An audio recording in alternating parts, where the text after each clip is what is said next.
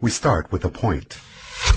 Like the point we know from geometry, it has no size, no dimension. It's just an imaginary idea that indicates a position in a system. A second point, then, can be used to indicate a different position. But it, too, is of indeterminate size. To create the first dimension, all we need is a line joining any 2 points. A first-dimensional object has length only, no width or depth. If we now take our first-dimensional line and draw a second line crossing the first, we've entered the second dimension. The object we're representing now has a length and a width, but no depth. To help us with imagining the higher dimensions, we're going to represent our second-dimensional object as being created using a second line which branches off from the first. Now let's imagine a race of two-dimensional creatures called flatlanders.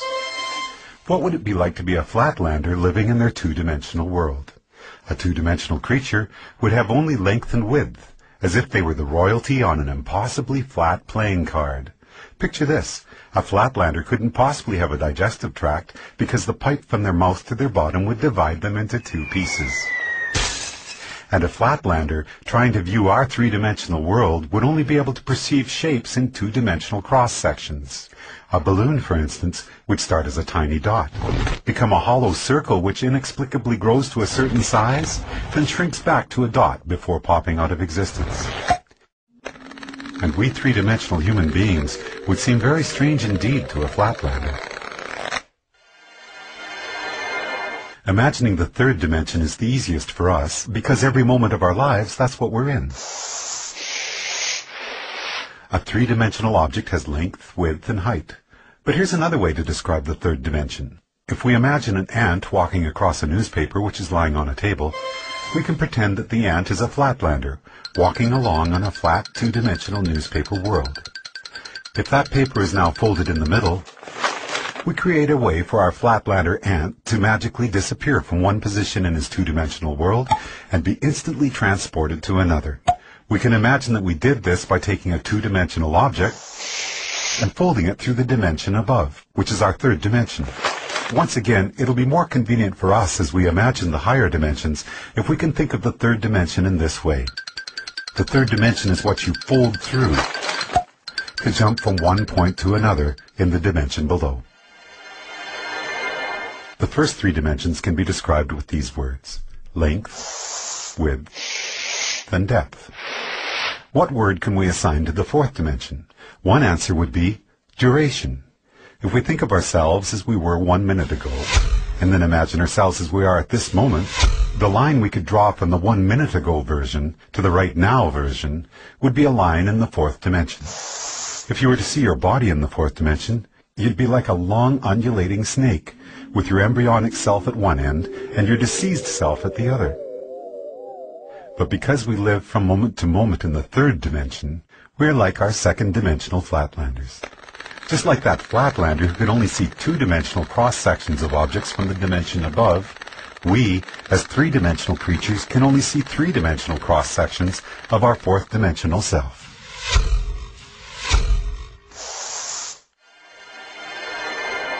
One of the most intriguing aspects of there being one dimension stacked on another is that down here in the dimensions below we can be unaware of our motion in the dimensions above. Here's a simple example. If we make a Mobius strip, take a long strip of paper, add one twist to it and tape the ends together, and draw a line down the length of it, our line will eventually be on both sides of the paper before it meets back with itself. It appears, somewhat amazingly, that the strip has only one side, so it must be a representation of a two-dimensional object. And this means that a two-dimensional flatlander, traveling down the line we just drew, would end up back where they started without ever feeling like they had left the second dimension. In reality, they would be looping and twisting in the third dimension, even though to them it felt like they were traveling in a straight line. The fourth dimension, time, feels like a straight line to us, moving from the past to the future. But that straight line in the fourth dimension is, like the Mobius strip, actually twisting and turning in the dimension above. So the long undulating snake that is us will feel like it is moving in a straight line in the fourth dimension, but there will actually be, in the fifth dimension, a multitude of paths that we could branch to at any given moment. Those branches will be influenced by our own choice, chance, and the actions of others. Quantum physics tells us that the subatomic particles that make up our world are collapsed from waves of probability simply by the act of observation. In the picture we are drawing for ourselves here, we can now start to see how each of us are collapsing the indeterminate wave of probable futures contained in the fifth dimension into the fourth dimensional line that we are experiencing as time.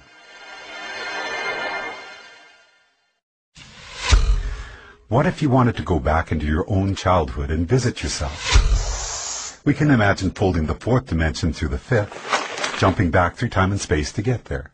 But what if you wanted to get to the world where, for example, you had created a great invention as a child that by now had made you famous and rich? We can imagine our fourth dimensional selves branching out from our current moment into the fifth dimension. But no matter where you go from here, the great child inventor timeline is not one of the available options in your current version of time. You can't get there from here, no matter how much choice, chance, and the actions of others become involved. There are only two ways you could get to that world. One would be to travel back in time, somehow trigger the events that cause you to come up with your invention, then travel forward in the fifth dimension to see one of the possible new worlds that might have resulted.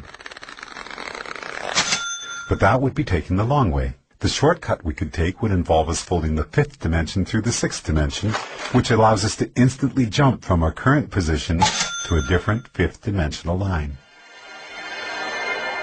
In our description of the fourth dimension, we imagine taking the dimension below and conceiving of it as a single point.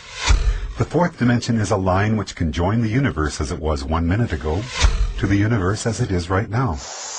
Or, in the biggest picture possible, we could say that the fourth dimension is a line which joins the Big Bang to one of the possible endings of our universe.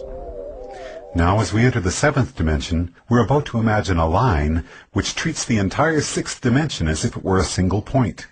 To do that, we have to imagine all the possible timelines, which could have started from our Big Bang, joined to all the possible endings for our universe, a concept which we often refer to as infinity, and treat them all as a single point. So for us, a point in the seventh dimension would be infinity. All possible timelines, which could have or will have occurred from our Big Bang. When we describe infinity as being a point in the seventh dimension, we're only imagining part of the picture. If we're drawing a seventh dimensional line, we need to be able to imagine what a different point in the seventh dimension is going to be, because that's what our line is going to be joined to. But how can there be anything more than infinity? The answer is, there can be other completely different infinities created through initial conditions which are different from our own Big Bang. Different initial conditions will create different universes, where the basic physical laws such as gravity or the speed of light are not the same as ours. And the resulting branching timelines from that universe's beginning to all its possible endings will create an infinity which is completely separate from the one which is associated with our own universe. So the line we draw in the seventh dimension will join one of those infinities to another. And as boggling as the magnitude of what we're exploring here might be, if we were to branch off from that seventh dimensional line to draw a line to yet another infinity, we'd then be entering the eighth dimension. As we've explored already, we can jump from one point in any dimension to another simply by folding it through the dimension above. If our ant on the newspaper were a two-dimensional flatlander, then folding his two-dimensional world through the third dimension would allow him to magically disappear from one location and appear in a different one. As we're now imagining the ninth dimension, the same rules would apply. If we were to be able to instantaneously jump from one eighth dimensional line to another, it would be because we're able to fold through the ninth dimension.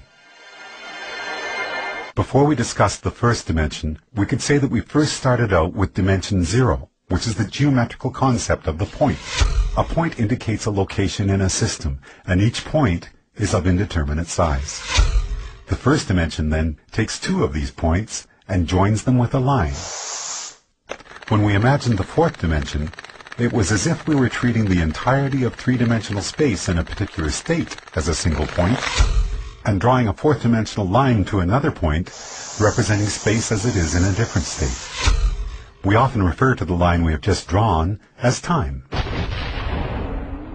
Then, in the seventh dimension, we treated all of the possible timelines which could be generated from our Big Bang as if this were a single point, and imagined drawing a line to a point representing all the possible timelines for a completely different universe.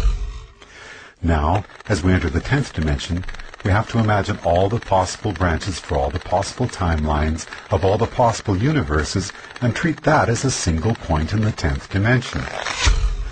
So far, so good. But this is where we hit a roadblock. If we're going to imagine the 10th dimension as continuing the cycle and being a line, then we're going to have to imagine a different point that we can draw that line to. But there's no place left to go. By the time we have imagined all possible timelines for all possible universes as being a single point in the 10th dimension, it appears that our journey is done. In string theory, physicists tell us that superstrings vibrating in the 10th dimension are what create the subatomic particles which make up our universe, and all of the other possible universes as well. In other words, all possibilities are contained within the 10th dimension, which would appear to be the concept we have just built for ourselves, as we imagined the 10 dimensions